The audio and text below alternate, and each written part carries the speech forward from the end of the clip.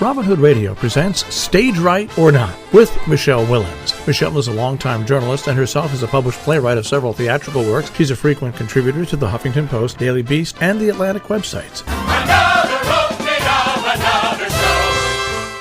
Well, it's kind of a strange moment now. Many shows on Broadway preparing their farewells, from Music Man, though that has added 2 extra weeks in January, to Strange Loop, to Beetlejuice, to Phantom.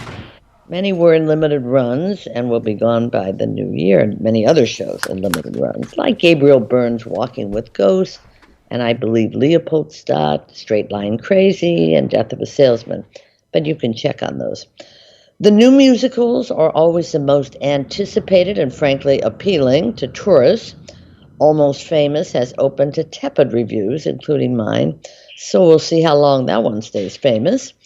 Neil Diamond's A Beautiful Noise is in reviews and filling houses. That could be the new season's winning jukebox. And lines are also long for Some Like It Hot. As a critic, I'm not allowed to report on shows while they're in previews, but hint, hint, I go for this one, and I'll talk more about it later. Next up is K-pop, which hopes to appeal to younger audiences, I imagine. Now, as for dramas, a new one on Broadway, transferred from the Atlantic Theater Company, is Kimberly Akimbo. I was not there for the press previews. I'm on the West Coast currently. But the reviews are certainly positive. The New York Times calls the show profoundly funny and heartbreaking. It's certainly a unique story. Kimberly, played by the wonderful Victoria Clark, is a 15-year-old girl whose body resembles that of a woman well into her 70s. Knowing she will not live much beyond 16, she wants to experience everything she imagines the world has to offer, from a robot butler to puppy love to road trips. Not a bad message at this time. I assume the show will last, though the subject matter will not entice everyone. Another show, this one still in previews, is And Juliet from London. Now, this is an imagining of what would happen or have happened if Juliet hadn't ended it all over Romeo, and if she got a second chance at life and love. Well, maybe she and Kimberly Akimbo should hang out. And Juliet includes a playlist of pop songs, including Since You've Been Gone, Roar, Baby One More Time, Larger Than Life, That's the Way It Is, Can't Stop the Feeling, and many more. Has any Shakespearean play ever had more iterations? Well, maybe Hamlet, or Lear, or Macbeth. Well, okay, I retract the question. Meanwhile, at the Signature Theater Complex, the new group company this week officially opened Salt Cost Climbing. This is an interesting 4-character piece by the always challenging Will Arbery. It's about climate change and much more. One of the stars is Ken Leung, who's also making waves on the TV series industry now. He's a lovely actor who I recently interviewed. Edward Norton told me Ken is a genius, and I've cast him in everything I've ever directed. Well, if that's not an endorsement. And some companies continue to stream or offer special events. Encore's just had a hugely successful 4-day run of Parade. That's the eerily timely musical, a true story of a white Jewish man lynched for a crime he did not commit. That's by Jason Robert Brown. This version starred Ben Platt, and the hope is that it will end up on Broadway, as did Encore's recent new take on Onto the Woods. One of my favorite companies, The Mint, is offering something nice that you can watch from home. It's called The New Morality, and it's streaming till December 4th. Written by Harold Chapin, directed by Jonathan Bank. Again, that's upstreaming, minttheatercompany.com. And one of my favorite choreographers, long gone, is returning in a sense. That would be Bob Fosse, who in 1978 staged a largely plotless show called Dancin' that wound up running for more than 4 years. Now, the show has not returned to Broadway since, despite an effort to do so 15 years ago, I think. But now a new group of artists, and with the support of Bob Fosse's daughter, is reimagining the show and bringing it back. The revival is now called Bob Fosse's Dancin', and it's scheduled to begin performances in March. That's a ways off, yes, but folks are already buying tickets for spring offerings, including one with Nathan Lane and Danny Burstein. And finally, coming to 59 East 59 Theaters, always a small and always a tenacious venue, is Ye Bear and Ye Cub. This one immerses audiences in a colonial tavern for a reimagining of the first known English language play in North America. Takes place in Virginia in 1665. A cup of lager is included, I believe. So anyway, it's a unique theater moment in New York, a time to catch many shows before they close and brand new ones just before they open. So Jill, I will try to keep an eye on both coasts for a bit. Which will be most helpful. Subject matter, because we've got a few minutes. I saw the reviews for Kimberly Akimbo. I saw the reviews for Almost Famous. I haven't seen either one of them, so I don't know whether the reviews reflect the reality or whether they're just, you know what I mean. So, do you have any sense of that? It's very interesting that you bring that up, because a friend I was with yesterday had seen Kimberly Akimbo when it was at the Atlantic, and he didn't care for it, and it got kind of middling reaction at that time. And he said to me, you should talk about how a show can change or transform or improve when it goes from off to on. I mean, another example would be The Band's Visit, which did get very, very good reviews off Broadway, but became even a bigger thing when it moved on Broadway. Obviously went on to win the Tony Awards and become a national touring hit.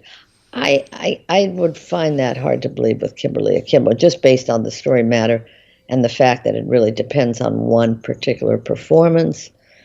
But you know, shows change. I mean, when they move from off to on, they are rethought, and hopefully rebuilt, you know, for a bigger stage and all that. Can I just say, you know, because I remember when this happened, it was so disheartening is the most diplomatic word I can think of, all right? There used to be out-of-town tryouts for a reason, right? Sure. And it wasn't for, the reason was not for someone to go back to their, or even to take their little watch and go, oh, this show's just like this. That wasn't the reason for out-of-town tryouts. It was to tweak those things that definitely needed tweaking, because I defy anybody to just come out of the box with something that's just, that has no issues. You're right. I think Almost Famous, I may be wrong. I thought that did, start out here in California in one of the smaller houses, like a La Jolla Playhouse, one of those. I may be wrong about that. Hey, they're still doing that. The Prada, Devil Wears Prada, has been trying out or working itself out in either Boston or Chicago, I forget, and trying to work out its kinks, of which there are many.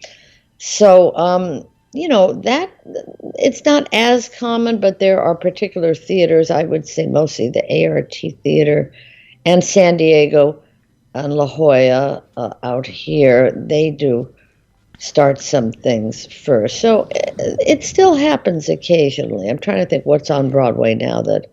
No, and again, you've got to loop back. I remember Hairspray started in Seattle or something like that, Washington State. Yes, it did. Into the Woods was back when O'Brien was where was it, in San Diego? Was that La Jolla?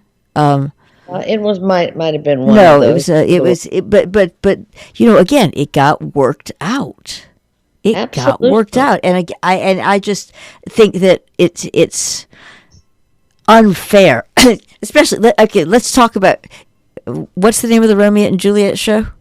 And Juliet. Okay, let's talk about Anne Juliet for a second, because one of my issues with the whole Romeo Juliet thing, and nobody wanted to hear it when I was 9, but I stand by it to this day, is, if anyone had just done a little bit of environmental investigation, the entire ending could have been avoided. Well, that's always been my problem with it. Well, So pass that on to Will. Yes, the next time I see Will. yeah, Pass that. pass it on because By the way, no, Seattle, you did mention Seattle. Seattle Rep, they have done quite a few. That's another place that is considered a, what do you call it, incubator or something, where they do start shows. incubator. It sounds like I mean I like the laboratory aspect, but I don't. It sounds like it's for disease. But anyway, Yeah. yes. How about but long short the purpose of an out of town tryout was to move it. The purpose you do have room to tweak, and there has been some press about tweaks that were made to this version of Kimberly Akimbo. Oh, absolutely, absolutely, and that's and Strange Loop also went from off Broadway to on Broadway. Ended up winning the Tony Award. It's closing. It didn't do well on Broadway, but that's another decision. Some shows are meant to be off Broadway for whatever reason. They're smaller. They're more offbeat. The subject is never going to appeal to the tourist. The most famous I always told the story, and I've told it to you, the most famous out-of-town decision probably ever made was when Stephen Sondheim, they were doing a little night music, I believe, out of town. And in the middle of the night, they said, Stephen, can you write one more song for her when she's sitting there alone and everybody's left her? And he wrote Send in the Clowns. Things happen. Things happen when you're not even on Broadway and not even off Broadway, when you're way out of town doing things. And then it flips the other way, too. Right now in L.A., To Kill a Mockingbird, the version that started in New York, but that's a traveling show. That's something different. Right. That starts on Broadway. And I may go see that this week with Richard Thomas. I'll see how it's doing. So it goes all ways. But the point that you just want to emphasize before saying goodbye is process is very much a part of this. And the sooner that people start remembering that, the better time they will have with the evolution of shows and the actual live entertainment. Because this is the thing, live. Hello, everybody, live, like real people standing up there doing that, live. Oh, absolutely. And process, that's the word. If people knew how long these things took. By the way, the Neil Diamond Show, that's coming from out of town. That's been worked on. So they are still happening, but we just don't hear it quite as much, the gossip and all that about, I hear this one's in trouble, Let's just wait until they come. But yeah, it takes a lot to get a show on stage. Stage Right or Not with Michele Willens, produced in the studios of Robin Hood Radio, robinhoodradio.com.